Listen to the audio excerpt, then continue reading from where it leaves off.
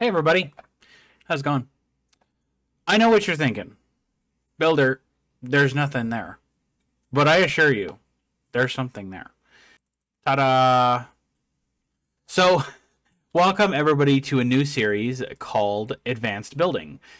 In this series for Advanced Building, I'm going to be using all of the, or at least most of the techniques that have been used and shown all throughout the showcases, the build videos, all of those, and we're going to put it together and we are going to build a map.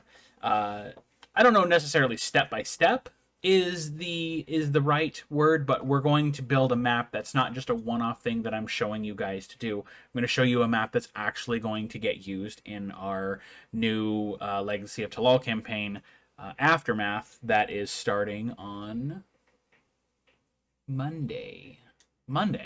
So this video, I don't know if the map will get used in our session 1, but I do know that this map will get used at some point over the course of that campaign.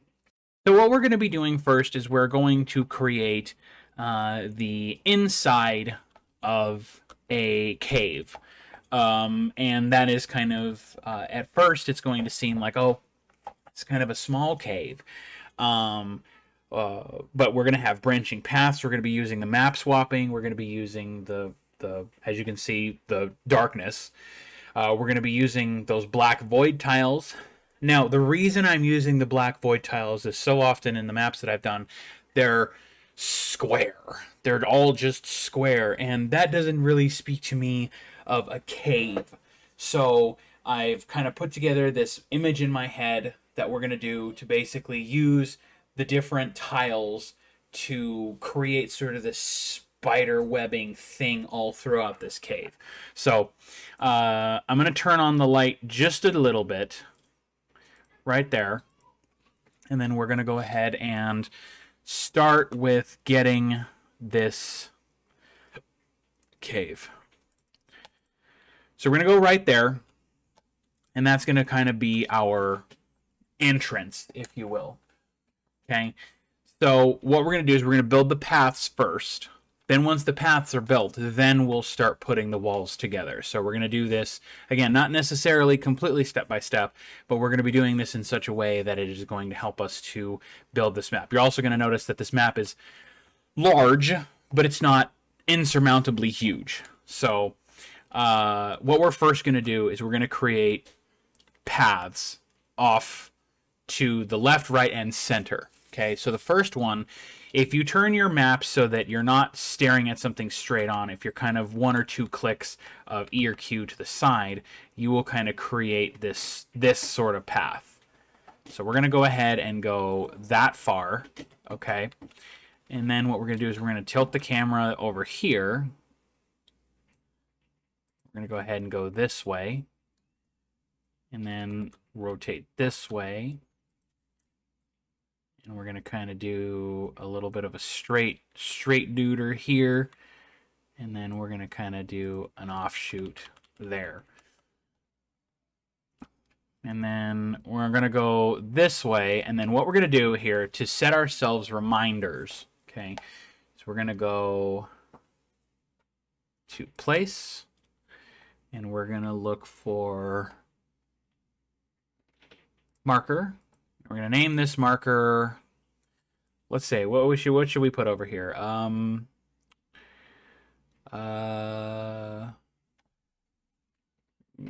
Grotto. So we're going to go ahead and put a grotto on the other side here. So that'll be one of the built places that we construct partway through this. Okay, so that is the start of our left path. So let's finish this out. And then let's have it go to a dead end because that's interesting. And then it can go like so into here. And then I don't want to do like a ridiculous amount of additional maps. Okay.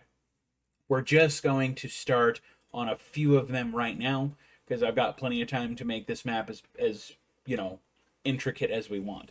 This is just for the purposes of that. So let's see. We'll call this south. Okay, so here we'll place a marker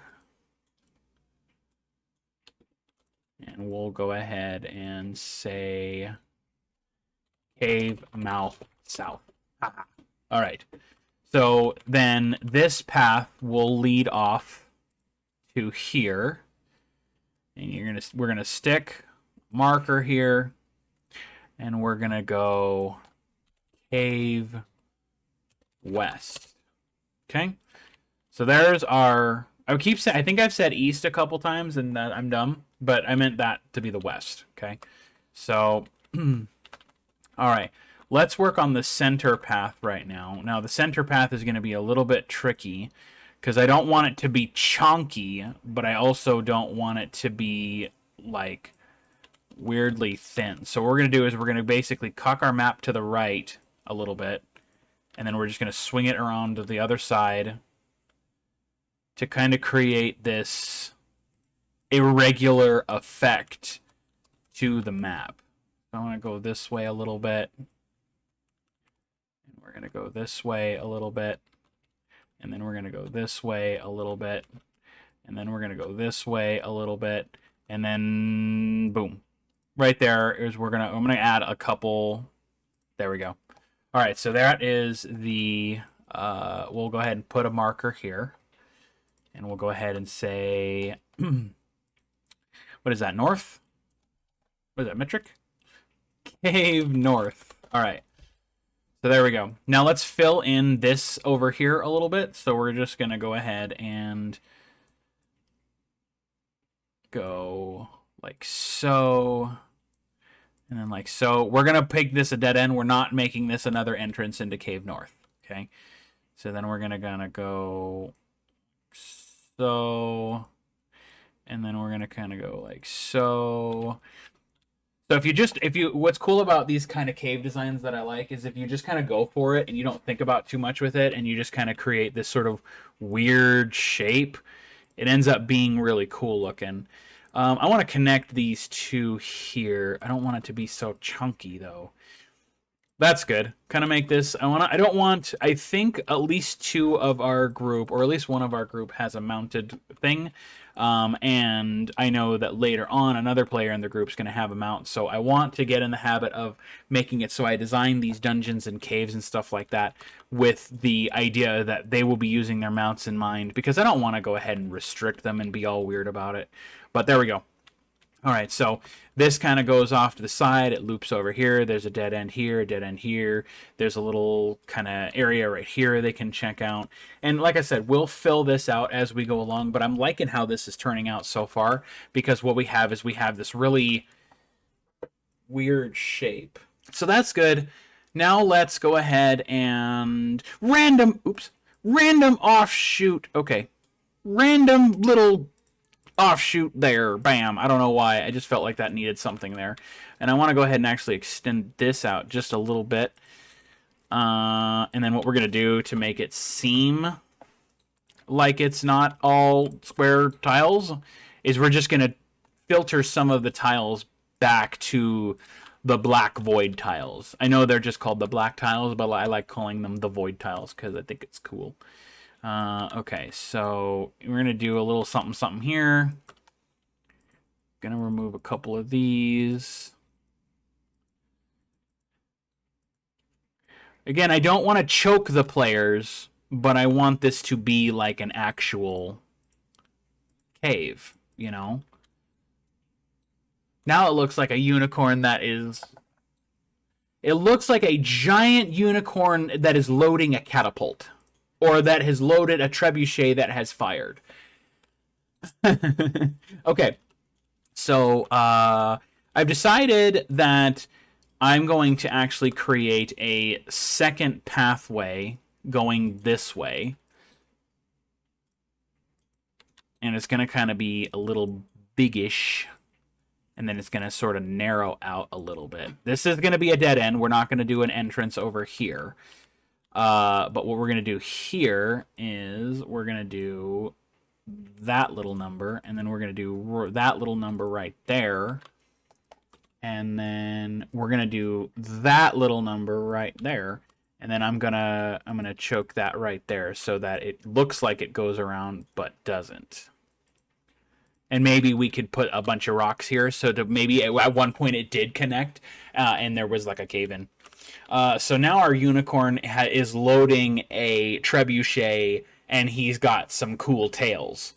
And he looks really excited. Maybe he killed some people with his trebuchet. He's like, yay!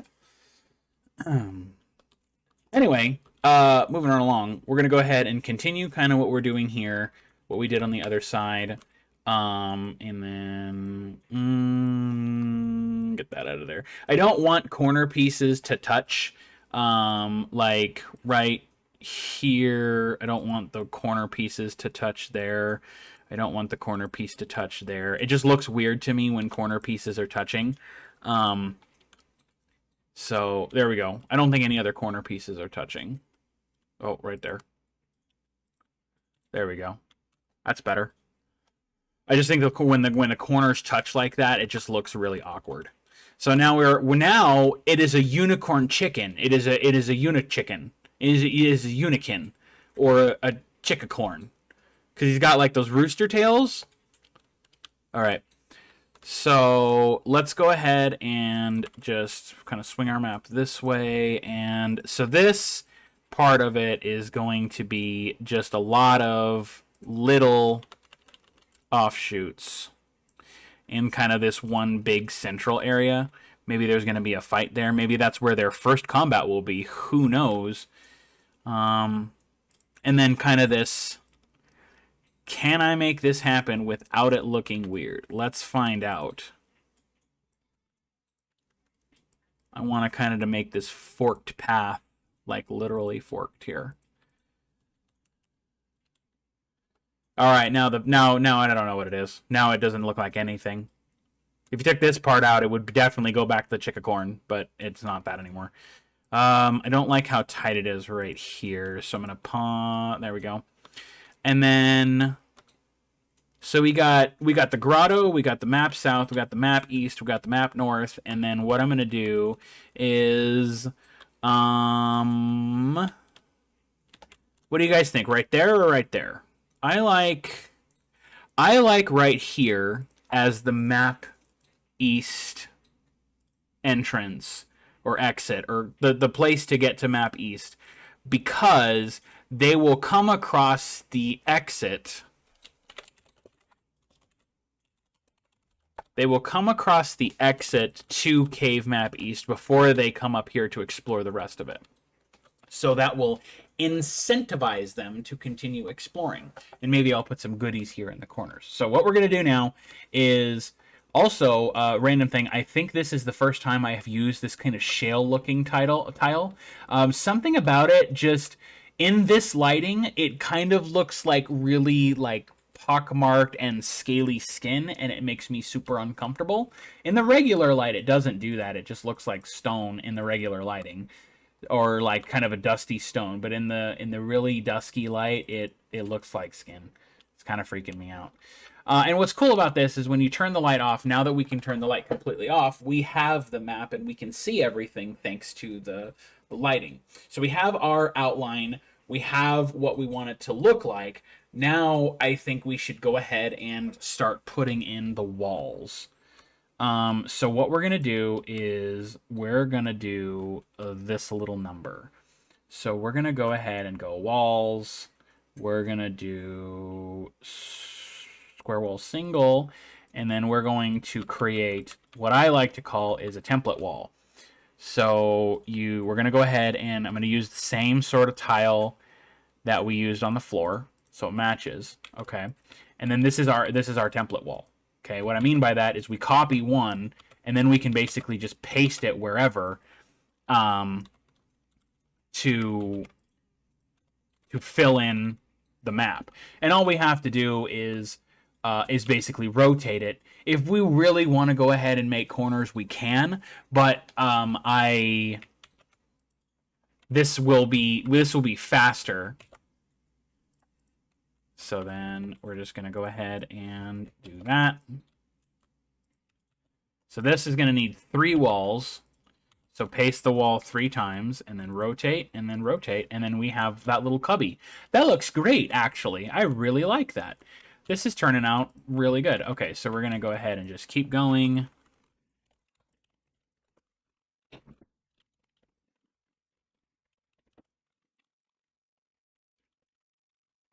So pausing here and the speeding up a little bit, you can kind of see how this is really coming together. Oops, selected the that for. And what's really cool about this is now that the walls are in place, you kind of have a sense of depth of this, and it's not just sort of this flat plane. That's again one of the big things about Dungeon 3D that I love so much is that it is 3D while being so lightweight. I've talked about this a ton of times, but with any other, just about any other VTT out there, you're going to have this and you're just going to have a flat plane of boringness. And with this, just with this little section of wall, I have given tons of depth to this part of the map. And I am so excited to see what this is going to look like when it's done. So let me keep pasting.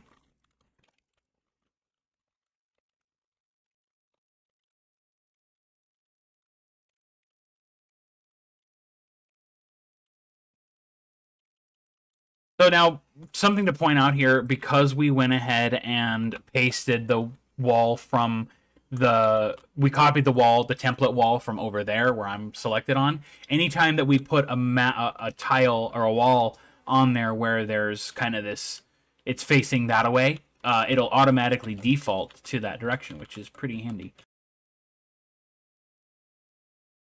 So this is cool. I just wanted to point this out. This looks really cool with kind of this boxy look. What I might do is maybe there's a hidden panel there, or a hidden door, or like a hidden treasure chest, or a hidden whatever the hell.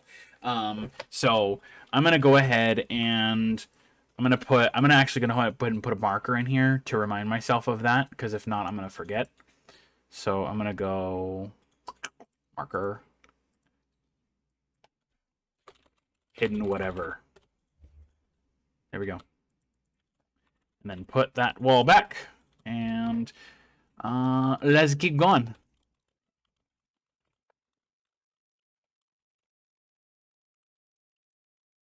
So again, pausing in the speeding up here. So in these sections right here where it's a corner, you got to make sure that you paste two walls. That way you can rotate it to the other side. It saves you a little bit of time that way.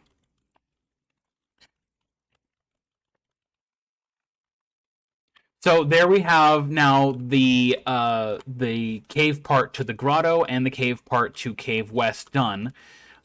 So we're gonna go ahead and I'm gonna keep going this way. I'm basically just going to see. I kind of started here and I kind of I'm gonna basically do that. I'm basically creating an outline, sort of like a almost like a tattoo, if you will. Not that I'm a tattoo artist or anything, but basically I'm just basically tracing the outline, tracing the walls, and if I trace the walls in such a way, I will eventually, trace the whole thing, and I will eventually find my way back here. In theory, anyway. I might, because this area is kind of independent, this area right here is independent, I will probably need to stop at some point and fill that in, because it's not connected to the main outline. But the rest of this, it should definitely go ahead and I might need to make 2 passes to do the inner walls, but yeah.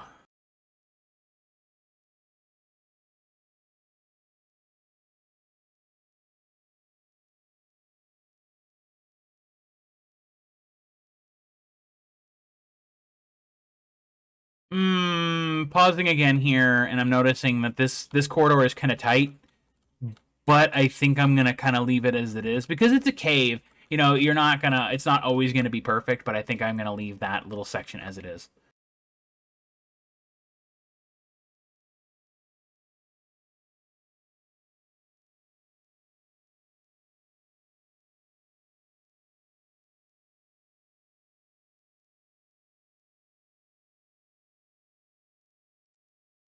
Okay. Also, just saying, there's something super satisfying about watching the walls when I'm editing afterwards, because I've speeded up so much. It's so fun to watch all the walls just whoop whoop whoop whoop, whoop one at a time. So there is basically this western half of the wall itself. So I'm actually gonna go ahead and stop this one here. I ran a little long. So you're gonna see here, it's all really coming together. So once we fill out this section, okay, we're going to go ahead and move on to detailing. Once we filled out the walls. Okay, once the walls are filled out, we're gonna fill out with detailing. I'm gonna add some monsters. I'm gonna add some traps. I'm gonna add some treasure chests. I'm gonna add some cool shit like that, stuff like that. Excuse me. And then we will, once this map is done, we were going to branch out to the grotto first, then cave west, then cave east, finishing out with cave north. All right, thank you guys so much for watching. Max, would you like to send us off? There we go. Thank you all so much for watching, and remember, keep building.